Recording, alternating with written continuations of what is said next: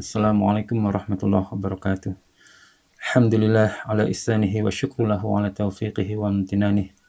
Wa asyhadu an la ilaha illallah wahdahu la syarika lah ta'dhiman li sya'nih.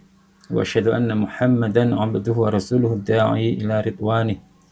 Sallallahu alaihi wa ala alihi wa sahbihi wa ikhwanih wa sallim tasliman katsira. Amma ba'du. Para bapak, ibu, saudara dan teman-teman penyimak juga mengaji, alhamdulillah kita bisa kembali berkumpul dalam kajian yang insyaallah penuh manfaat, dan selawat serta salam semoga tercurahkan kepada Nabi kita Muhammad SAW. Dan untuk kesempatan pagi ini insyaallah kita akan membahas seputar fikih puasa di bulan Ramadan. Tujuannya apa? Agar puasa ibadah kita yang kita jalani bukan hanya semangat saja, tapi juga sesuai dengan tuntunan. Mari kita bersama menyimak, mengkaji bersama. Semoga Allah memudahkan kita untuk memahami dan mengamalkannya. Bismillahirrahmanirrahim. Risalatu fi fiqhi syahri Ramadan. Risalah tentang fikih bulan Ramadan. Ta'liful Abdil Faqir ila rahmati Rabbih, Muhammad Hafiz Al-Qais. Ini adalah tulisan dari seseorang yang memang membutuhkan rahmat Allah yang bernama Muhammad Hafiz Al-Qais. Jadi judul ini memang menunjukkan nanti kita akan membahas pembahasan fikih, yaitu hukum-hukum amaliyah yang berkaitan dengan ibadah. Bismillahirrahmanirrahim. Al-Muqaddimah. Alhamdulillah alladzi syara'a as-siyam wa ja'ala syahra Ramadan mausiman lit-ta'at. Segala puji bagi Allah yang telah mensyariatkan bulan puasa, dan Allah menjadikan bulan Ramadan sebagai musim untuk ketaatan. Wa maidanan lit-taqarrubi ilaihi bi anwa'il ibadat, dan sebuah tempat atau medan untuk mendekatkan diri kepada Allah Subhanahu wa taala dengan berbagai jenis atau macam-macam ibadah. Wa mahallan linuzuli rahmat wa takfiri sayyi'at wal itqi minan niran. Dan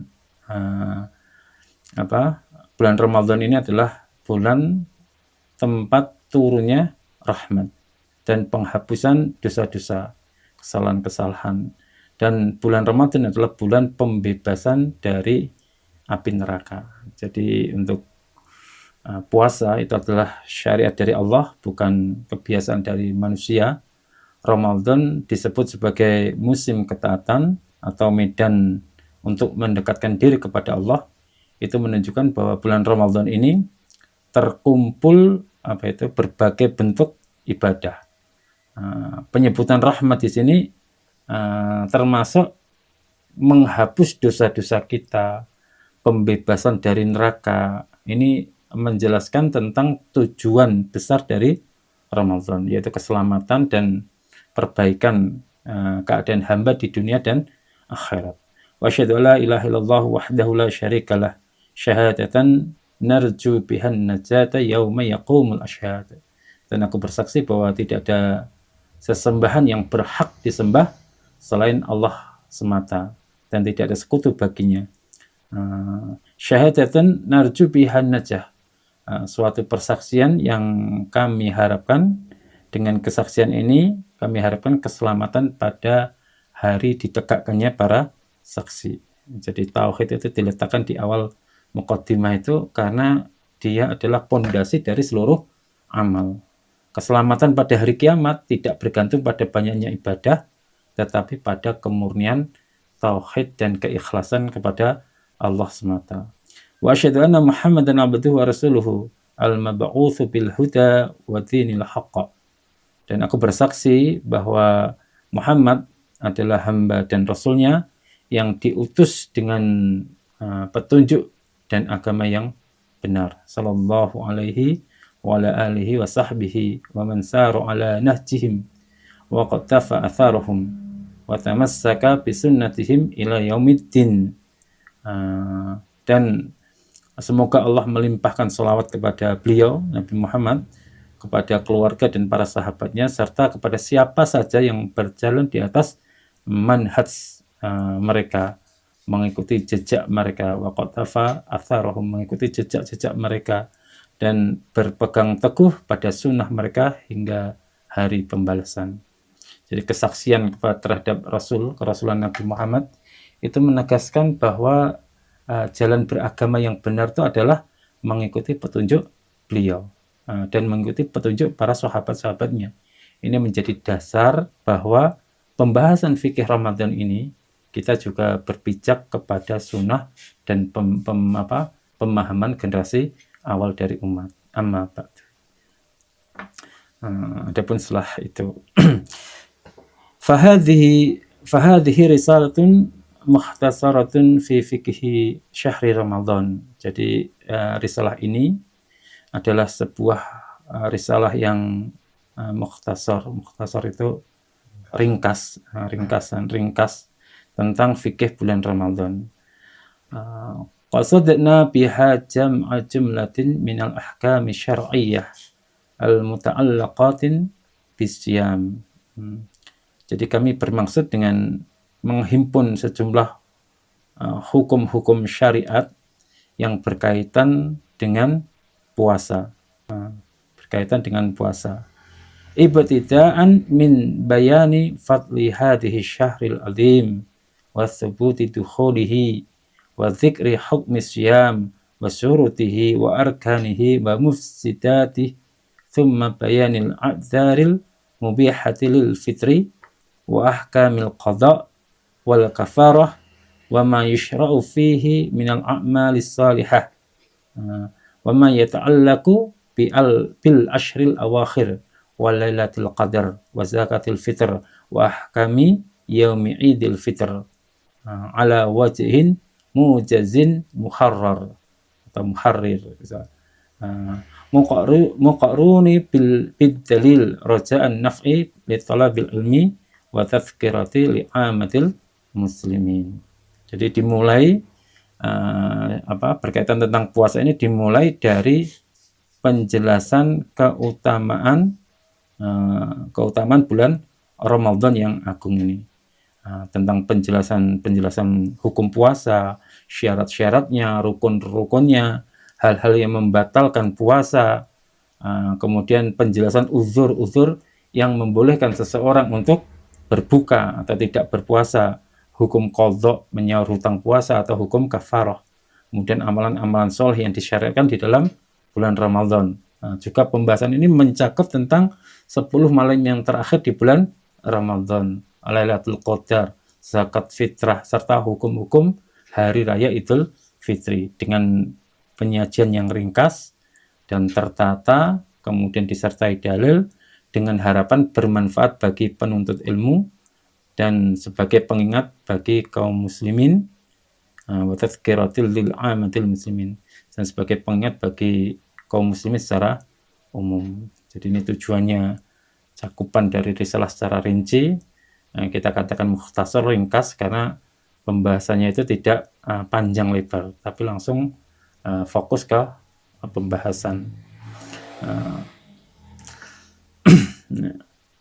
Wa nas'alullah ta'ala ay yaj'ala hadzal amal khalisan liwajhihil karim, dan kami memohon kepada Allah Ta'ala agar menjadikan amal ini ikhlas karena wajahnya yang mulia, liwajhihil karim, wa ay yanfa'a bihi katibahu wa qari'ahu wa ay yataqabbal minna wa minal muslimin as-siyama wal qiyama wa sa'iral a'mal, dan agar Allah Subhanahu wa taala memberikan manfaat dengan ini bagi orang yang, bagi penulisnya, bagi pembacanya, serta agar Allah Subhanahu wa taala menerima dari sebab tulisan ini, menerima kami puasanya kaum muslimin atau sholat malamnya dan seluruh amal ibadahnya. Jadi untuk kalimat ini kita tujukan, kita isikan doa pengharapan menunjukkan bahwa nilai sebuah amal itu tidak terletak pada bentuknya, tetapi pada keikhlasan dan penerimaannya di sisi Allah Subhanahu wa taala. Jadi di sini penulis menyebutkan manfaat bagi penulis dan pembaca. Menandakan bahwa ilmu yang bermanfaat itu adalah ilmu yang diamalkan dan diajarkan. Kemudian penyebutan puasa dan qiyam di sini secara khusus menunjukkan dua ibadah utama di bulan Ramadan itu. Yang utama itu yaitu berdiri untuk sholat malam dan puasa dan qiyam. Dan sementara sairul a'mal mencakup seluruh amalan atau ketaatan yang lain. Ini menegaskan bahwa harapan kita, amalan-amalan kita di bulan Ramadan seluruhnya diterima oleh Allah Subhanahu wa taala. Amin.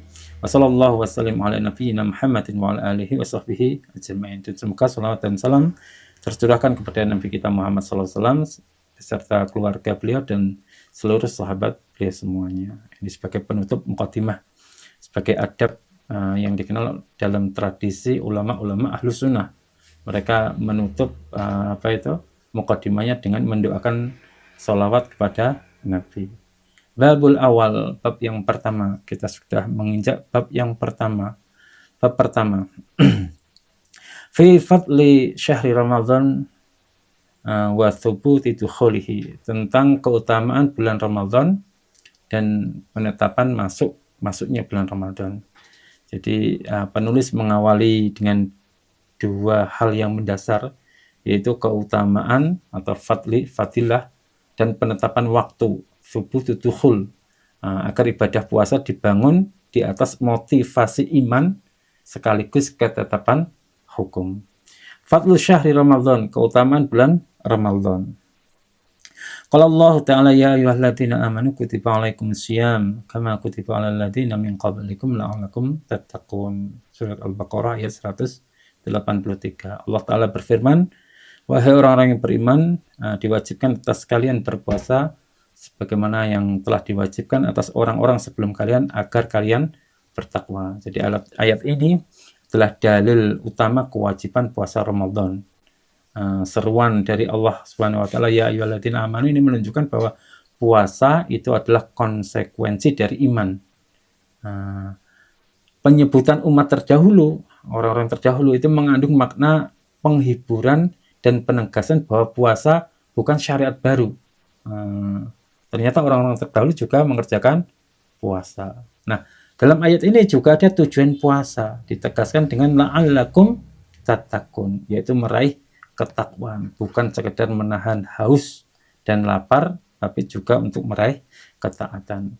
Fahadhil ayatul karimah aslun azimun fi bayani wujubi syamir syahri Ramadan wa bayani hukmatih wa hiya tahsilu taqwa.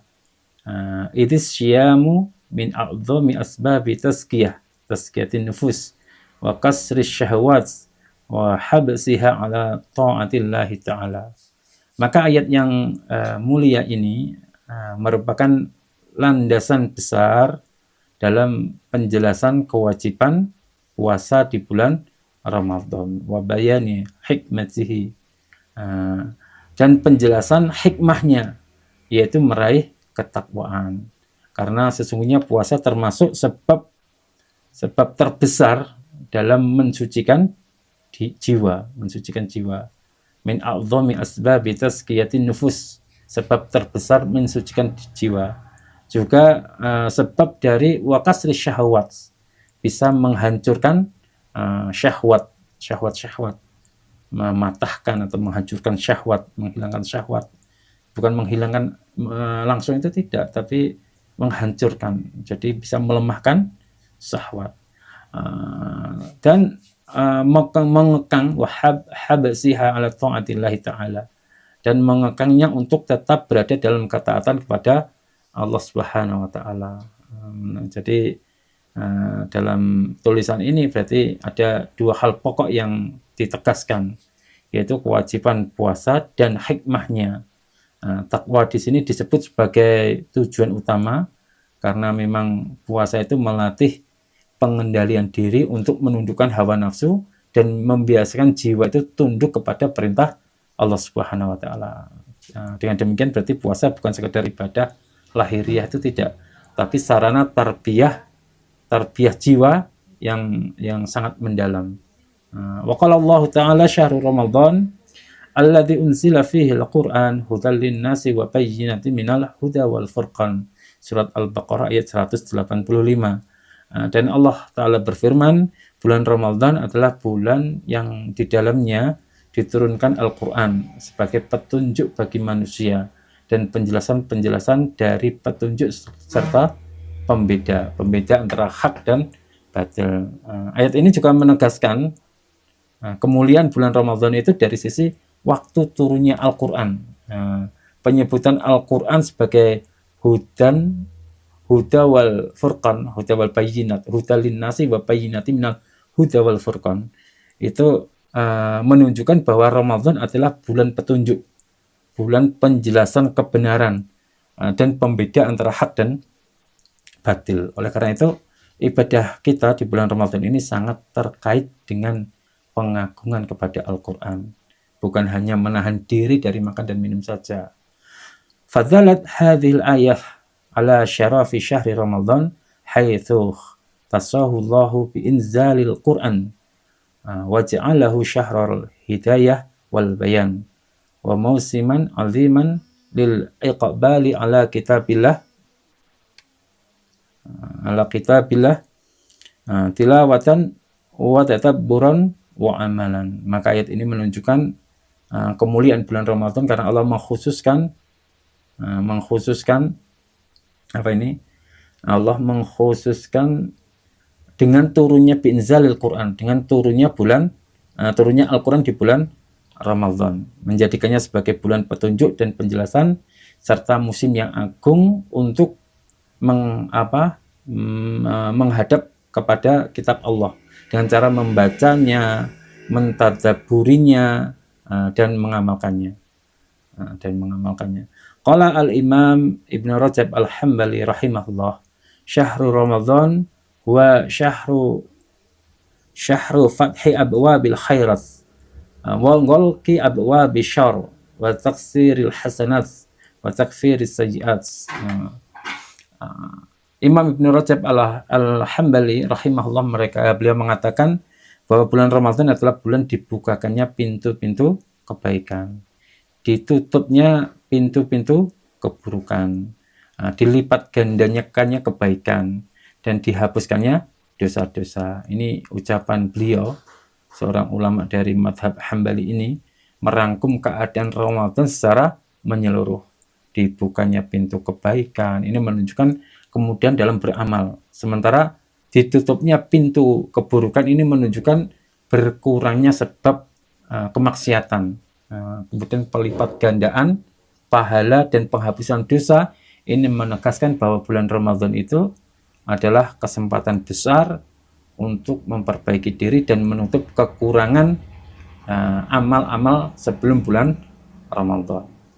Wa qala Syekhul Islam Ibnu Taimiyah rahimahullah, fi syahri Ramadan tujma'u anwa'ul ibadati ma la yujma'u fi ghairihi fa innahu syahru siyam wal qiyam wa tilawatil Qur'an wa sadaqat. Majmu'ul Fatawa.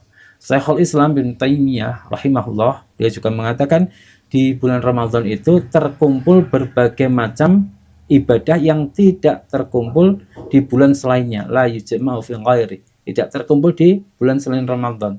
Fa innahu syahrus siyam wal qiyam wa tilawatil Qur'an wa sadaqah. Karena di bulan Ramadan ini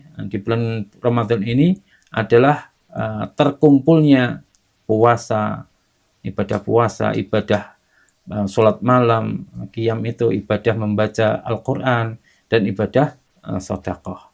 Jadi perkataan beliau ini menegaskan keistimewaan, menjelaskan tentang keistimewaan bulan Ramadan sebagai bulan yang menghimpun ibadah badan, ibadah harta, dan sekaligus ibadah hati, dikumpulkan sekaligus. Dengan demikian berarti Ramadan adalah madrasatul ibadah.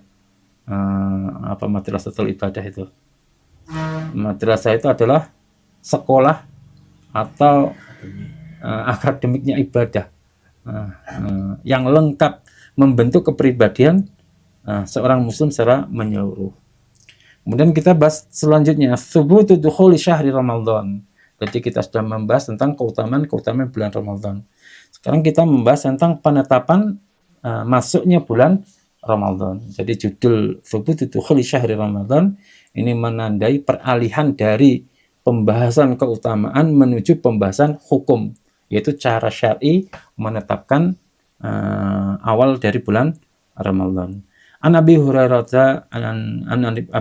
radhiyallahu anhu qala Rasulullah sallallahu alaihi wasallam sumu li ru'yatihi wa aftiru li ru'yatihi fa in ghumma 'alaikum fa'akmilu iddatan sya'ban salasin. Riwayatnya dari Bukhari dan Muslim. Dari sahabat Abi Hurairah radhiyallahu anhu, dia berkata bahwa Rasulullah sallallahu alaihi wasallam bersabda, berpuasalah kalian karena melihat hilal, ru'yatil hilal, melihat hilal, dan berbukalah kalian karena juga melihat hilal. Jika tertutup atas kalian, maka sempurnakan bilangan bulan Sya'ban tadi menjadi 30 hari. Jadi hadis ini merupakan dalil utama dalam penetapan awal dan akhir bulan Ramadan. Rasulullah SAW mengaitkan kewajiban puasa dan membuka dengan ru'yatul hilal, melihat hilal, bukan dengan hisab di sini. Ru'yatul hilal menunjukkan bahwa masalah ini bersifat tauqifiyah dan mengikuti syariat. Misalkan di bulan Sya'ban, di akhir bulan Sya'ban bulan Sya'ban tanggal 29 kita melihat hilal, berarti besok sudah masuk tanggal 1 Ramadan. Kalau ternyata pas di tanggal 29 ini hilal itu belum tampak, berarti Sya'bannya disempurnakan menjadi 30. Besoknya masih masuk bulan Sya'ban, baru lusanya tanggal 1 Ramadan. Fadalla hadis ala anna thubuta dukhuli syahri Ramadan innama yakunu bi ahadi amrain. Hadis ini menunjukkan bahwa penetapan masuknya bulan Ramadan hanya dengan salah satu, innama yakuna bi ahadin amrain, salah satu dari dua perkara. Ru'yatul hilal au ikmali iddati Sya'ban salasina yauman wa hadha huwa alladhi alaihi jamaahiru ahli ilmi minas salafi wal khalaf. Yaitu maksudnya penetapan masuknya bulan Ramadan hanya dengan salah satu dari dua perkara, yaitu pertama melihat hilal, atau yang kedua menyempurnakan bilangan Sya'ban menjadi 30 hari. Inilah pendapat yang dipegang oleh mayoritas ulama, baik dari kalangan ulama-ulama salaf maupun ulama-ulama khalaf. Jadi di sini ditegaskan bahwa metode penetapan bulan Ramadan itu telah disepakati secara luas oleh para ulama. Ini menunjukkan kuatnya dasar pendapat jumhur dan menutup pintu perselisihan yang tidak berdalil, yang tidak ada dalilnya. Kemudian diperkuat oleh Imam An-Nawawi. Qala al-Imam An-Nawawi rahimahullah, fihi dalilun sarihun limat habil jumhur annahu la yu'tamadu fi dukhuli Ramadan illa ala ru'yati au ikmalil iddah. Syarah Sahih Muslim. Imam An-Nawawi rahimahullah, beliau mengatakan dalam hadis ini terdapat dalil yang tegas bagi mazhab jumhur bahwa masuknya bulan Ramadan itu tidak ditetapkan kecuali dengan ru'yah atau dengan menyempurnakan bilangan, menyempurnakan bulan Sya'ban menjadi 30 hari. Jadi penjelasan ini memang menegaskan bahwa pendapat jumhur itu bukan hasil ijtihad, itu tidak. Ijtihad lemah itu tidak. Tetapi berdiri di atas dalil yang jelas dari sunnah Nabi Shallallahu Alaihi Wasallam. Kemudian diperkuat lagi oleh Imam Al-Hafidz Ibn Abdul Bar rahimahullah. Ajma'al ulama ala anna syiyam la yajibu ila bi ru'yatil hilal aw istikmali iddati Sya'ban. Tamhid. Al-Hafiz Ibn Abdul Bar, beliau mengatakan rahimahullah, para ulama telah bersepakat bahwa puasa tidak wajib kecuali dengan melihat hilal, melihat tanggal 1 Ramadan. Kalau sudah tampak berarti langsung besoknya langsung puasa, atau menyempurnakan bilangan Sya'ban. Jika tanggal 1 hilalnya itu belum tampak, maka di bulan Sya'ban itu disempurnakan menjadi 30 hari. Nah, pernyataan ijma ini menunjukkan bahwa masalah penetapan awal dari bulan Ramadan itu adalah perkara yang telah disepakati oleh para ulama, sehingga tidak layak diperselisihkan setelah jelas dalil dan kesepakatannya. Ini bab pertama tadi. Kemudian kita masuk ke bab kedua. Al-babus tsani, bab yang kedua, fi hukmi syiyam wa syurutihi wa arkanihi wa mufsidatihi, tentang hukum puasa, tentang syarat-syaratnya puasa, rukun-rukunnya, dan hal-hal yang membatalkan atau merusak puasa. Jadi judul bab ini pembahasan inti fikih dari puasa. Inti fikih dari puasa secara menyeluruh, dimulai dari status hukumnya, siapa yang wajib melaksanakannya, bagaimana sahnya puasa, hingga apa saja yang merusak puasa itu. Jadi urutan ini adalah urutan yang memang lazim dalam kitab-kitab fikih Ahlussunnah. Sekarang kita bahas hukum siyam syahri Ramadan, hukum dari puasa bulan Ramadan. Siyam syahri Ramadan faridatun wajibatun ala kulli muslimin mukallafin qadirin fabitahu bil kitabi was sunnati wal ijma'. Puasa bulan Ramadan adalah kewajiban yang bersifat fardu, wajib atas setiap muslim yang mukallaf. Mukallaf itu yang beban syariat itu sudah berlaku untuk dia, sudah berlaku, dan mampu. Tidak hanya mukallaf saja, tapi dia mampu, artinya tidak dalam keadaan sakit, tidak dalam kondisi yang bepergian. Jadi dia mampu, yang ditetapkan berdasarkan Al-Quran, Sunnah, dan Ijma'.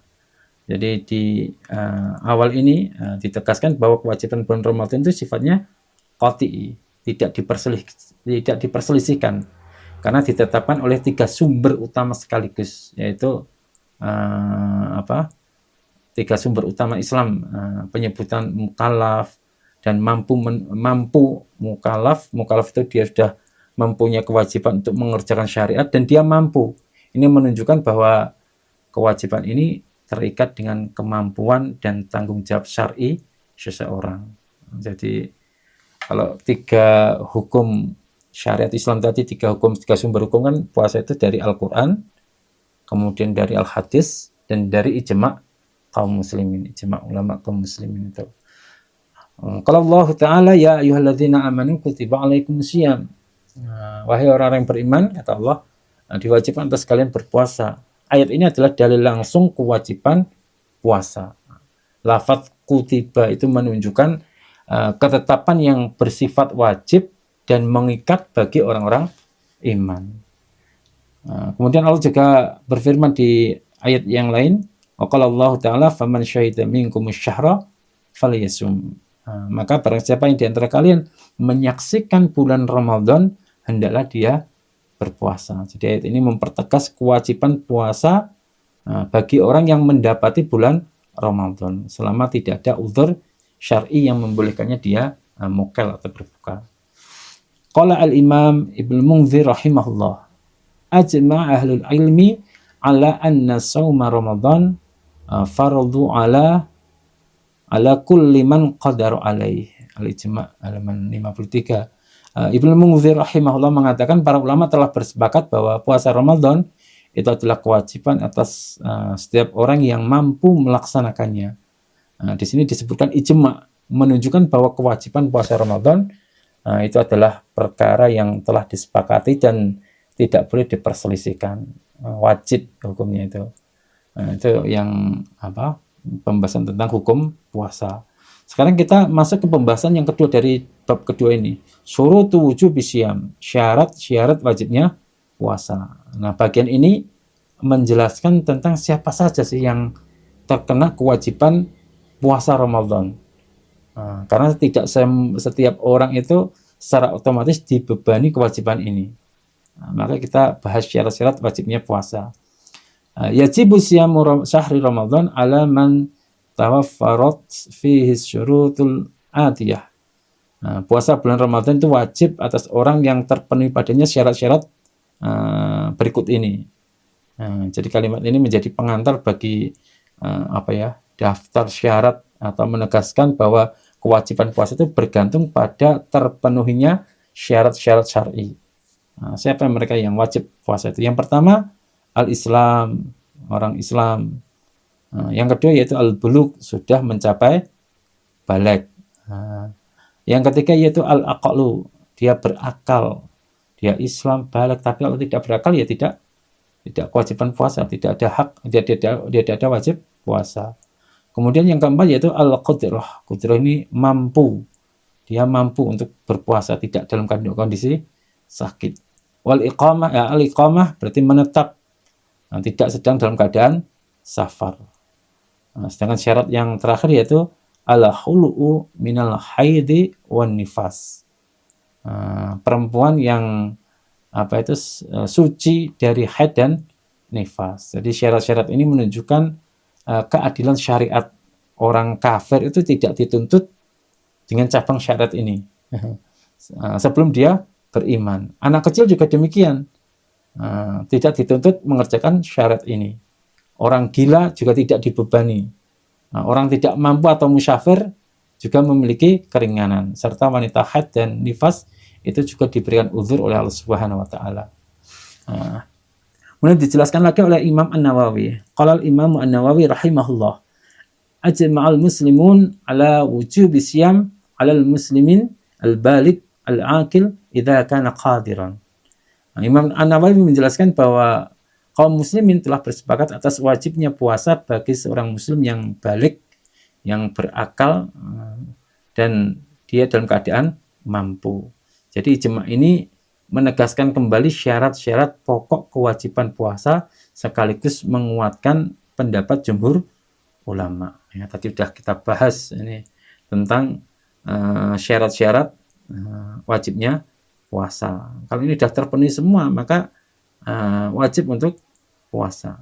Kemudian kita lanjutkan arkanul syiyam, rukun-rukun dari puasa. Rukun itu adalah unsur pokok yang tanpanya itu puasa tidak sah. Meskipun syarat-syaratnya terpenuhi.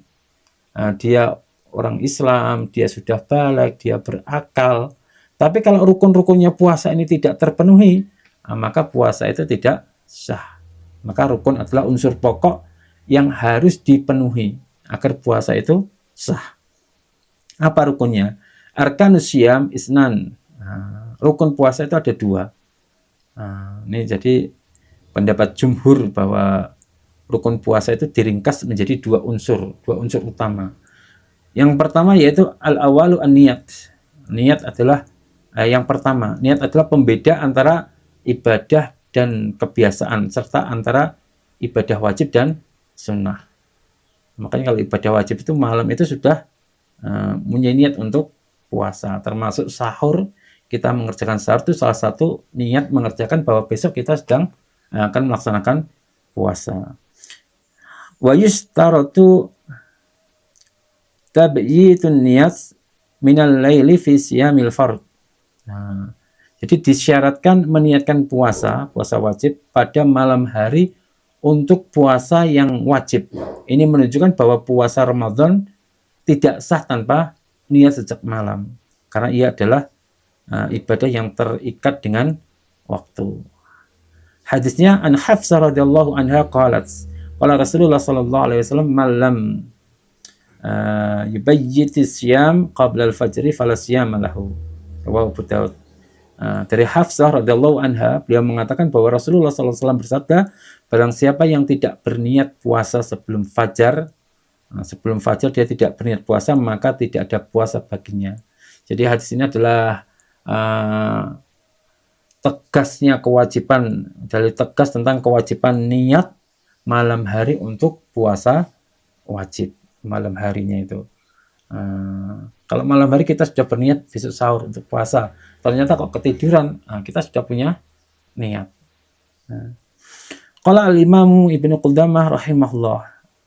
Ibnu Qudamah rahimahullah juga mengatakan di dalam Al-Muqni, wa tajibun niyat likulli shaumi mafrudhin wa la yasihu ila biha.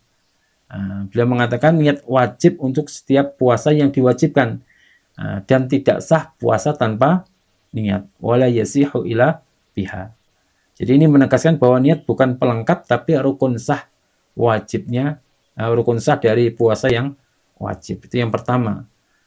Yang kedua, rukun yang kedua yaitu al-imsaku anil mufsidat, menahan diri dari pembatal-pembatal puasa, dari perusak-perusak puasa.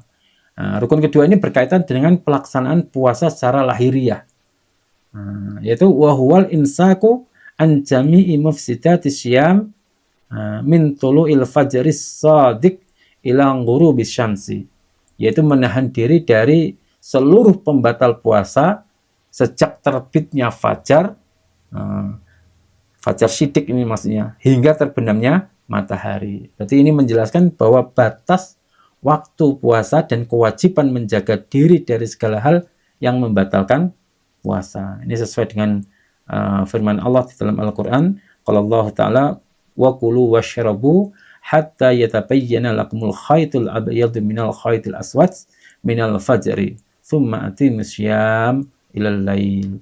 Dan makan minumlah hingga jelas bagi kalian benang putih dari benang hitam, yaitu fajar. Kemudian sempurnakanlah puasa sampai malam. Jadi ayat ini menjadi dasar batasan waktu puasa dari fajar syidik hingga terbenamnya matahari. Kemudian apa hal-hal yang membatalkan puasa? Mufsidatus syiyam, ini hal-hal yang membatalkan puasa.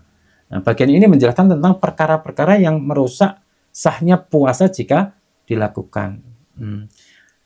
Min ashharil mufsidatis syiyam, dan di antara pembatal puasa yang paling dikenal, paling terkenal, paling masyhur. Ini menunjukkan bahwa daftar berikut ini adalah yang paling masyhur menurut para ulama.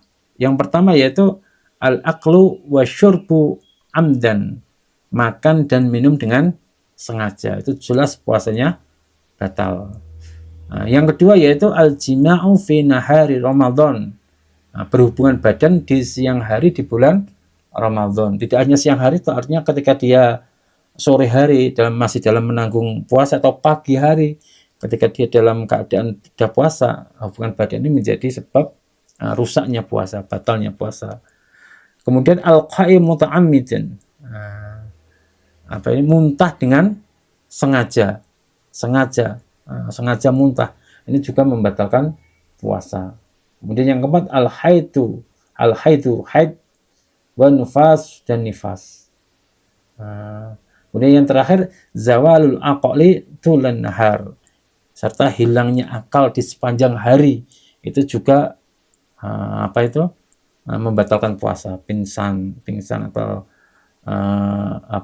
kejiwaannya terganggu, itu juga membatalkan puasa. Nah, pembatal puasa ini mencakup pembatal yang berkaitan dengan fisik, dengan syahwat, dan hilangnya kesadaran. Ini menunjukkan tentang luasnya pembahasan fikih tentang puasa. Hadisnya an Abi Hurairah radhiyallahu anhu qala Rasulullah sallallahu alaihi wasallam, man tara'ahu al-qai'u falaysa 'alaihi qada wa man istaqa 'alaihi fa 'alaihi qada. Barang siapa yang muntah tanpa disengaja, dia muntah mungkin bau, kemudian muntah tanpa disengaja, maka dia tidak mempunyai kewajiban untuk qada. Berarti puasanya tetap lanjut. Tapi barang siapa yang sengaja muntah, menyengajakan diri muntah, maka dia wajib untuk qada. Berarti hadis ini membedakan antara muntah yang disengaja dan muntah yang tidak disengaja. Ini menunjukkan keadilan syariat dalam menetapkan suatu hukum. Sama-sama muntah, tapi disengaja dan tidak sengaja, sababul hukumnya beda.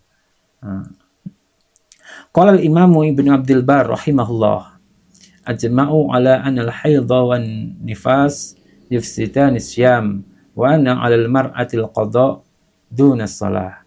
Para ulama telah bersepakat bahwa haid dan nifas itu membatalkan puasa, dan bahwa wanita itu wajib mengqadha puasa tanpa al-mar'atil qadha duna shalah. Wanita itu wajib mengqadha puasa tanpa mengqadha salat. Ini ijma' menunjukkan kemudian syariat, kemudahan syariat bagi kaum wanita, serta perbedaan antara hukum puasa dan sholat dalam kondisi haid dan nifas. Kemudian tanbih, kita peringatan. Nah, bagian ini berfungsi sebagai peringatan keras terkait pelanggaran puasa Ramadan. Man aftara fi nahari Ramadan bin ghairi uthrin syar'iyyin faqad ata dzamban 'aziman fa alaihi taubatu nusuhu wa qada'u ma aftarah. Barang siapa berbuka di siang hari di bulan Ramadan tanpa adanya uzur syar'i, maka dia telah melakukan dosa besar, dzamban 'aziman, dosa besar, dan wajib baginya bertaubat dengan sebenar-benarnya serta mengqadha puasa yang ia tinggalkan. Jadi ini menunjukkan besarnya dosa meremehkan puasa Ramadan dan kewajiban memperbaikinya dengan taubat dan qadha. Dijelaskan oleh Syaikh Ibnu Taimiyah, qala Syekhul Islam Ibnu Taimiyah rahimahullah, man aftara yauman min Ramadan bila uthrin faqad irtakaba kabiratan minal kabair.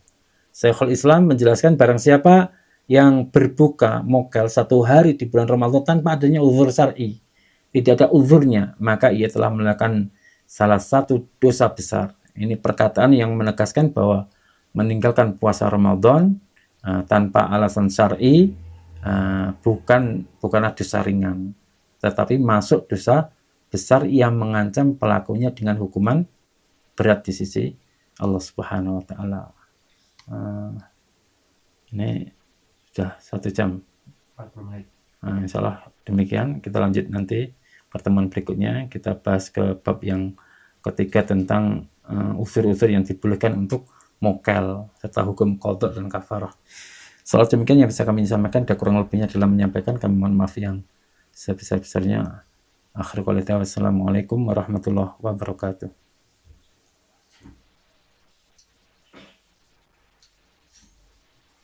Padahal ringkas loh, Pak, tapi 40 menit.